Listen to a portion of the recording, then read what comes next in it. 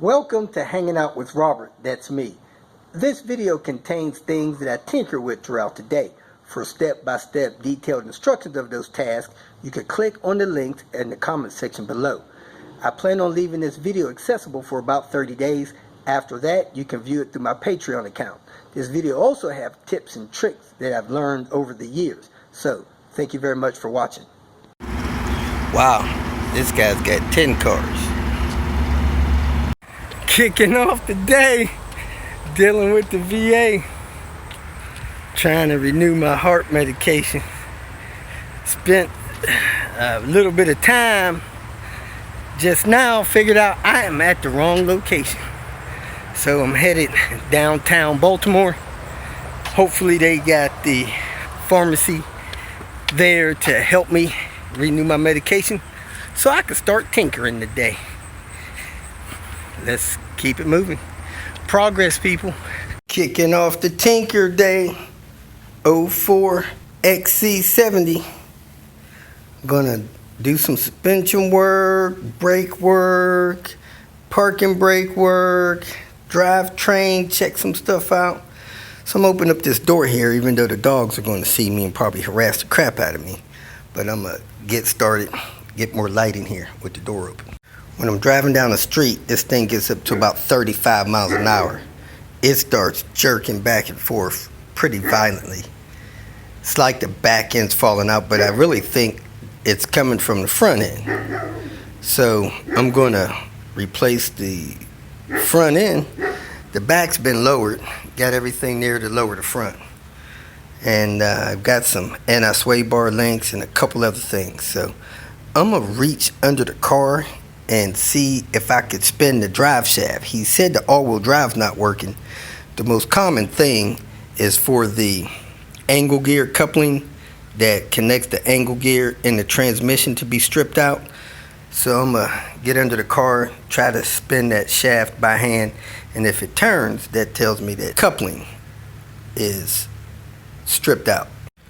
When I hooked up Vita to the car and ran the code scan with Vita, I got no codes on the drive shaft system, so that should be good.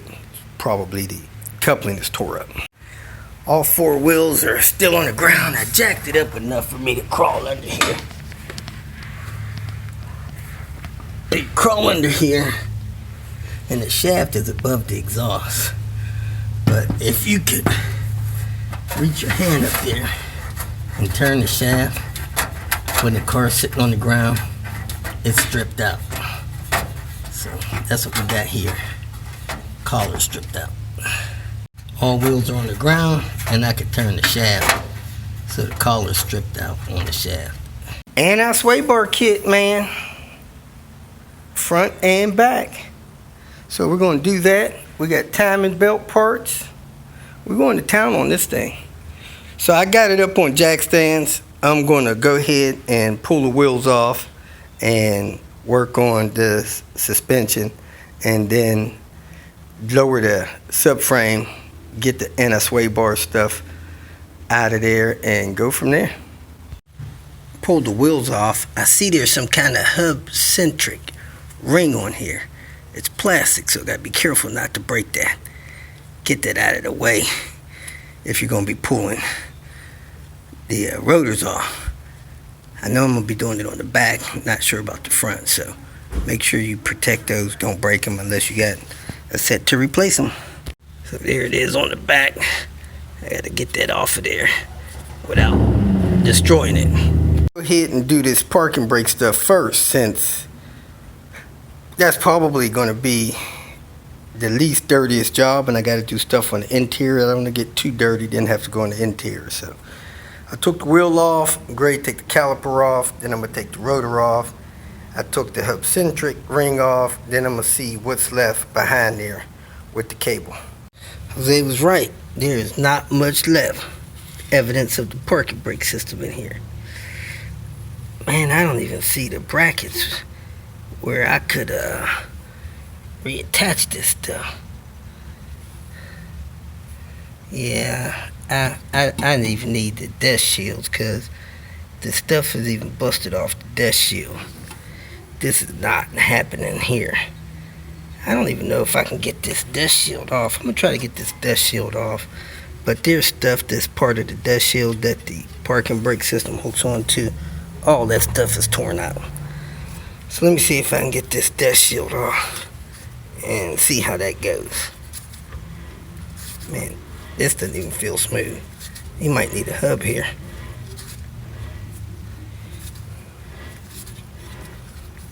The dust shield is held on by 4 13mm screws. I don't know if I can get it off. It looks like I could get that socket on there. Let me see if I get this dust shield off without removing the hub. I was able to break all of the heat shield bolts loose with this 3/8 and short 13mm. Once you break them loose, you're probably better off using a 13 1/4 inch to turn them all the way out, and you can get them out with no problem. Really don't see this heat shield coming off over this wheel hub, so you'll need to remove that. Should be a, let me check if it's a 13 or a 14mm. 14mm bolt there, and the wheel hub has 4 17mm bolts on the back of it to get it off, to get this off. That's not coming off with the wheel hub on unless you're going to destroy it somehow. Let me go check the other side, but I think this side actually needs a wheel hub. This thing feels really gritty. Doesn't really have any play in it. Just sounds and feels gritty. That side back there is totally destroyed too, so I'm going to move on to front suspension. Work on getting these struts replaced with lowering springs and new Bilstein HDs. One of my favorite improvements.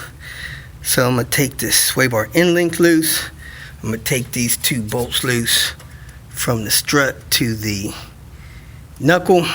I'm going to move the ABS wire out of the way. Then I'm going to take the 3 bolts loose up there and drop this strut out of the way. We're also going to be replacing this anti-sway bar with the iPd anti-sway bar, so we'll see how much thicker that is. Then we're going to lower this subframe in the back to do that. Dealing with suspension parts, it's best to hit everything with some PB blaster, especially up here in the rust belt. If it looks rusty, it's rusty. We're not going to reuse these anti-sway bar end links, so I might just put a vice grip on them and hold them and spin them off with Henrietta and get the rest of the stuff knocked loose. Let me go grab my PB blaster. Got the anti-sway bar link off. I had the vice grip, the back side. This one had an 18mm and the bottom had a 15. Found that strange. This bolt here, this is a 21, this is an 18. But I'm going to get down here and get this sensor out first. That's a 10mm. Then I'm going to pop those loose, get this sensor out of the way, and I'll show you how to get this off in a minute. When you pull that bolt out, stick a screwdriver down in there and wiggle this back and forth until it pulls out. Just don't pull that out and break that. You may get a pair of pliers down there on the top of that square part of it and pull it out, but don't break it.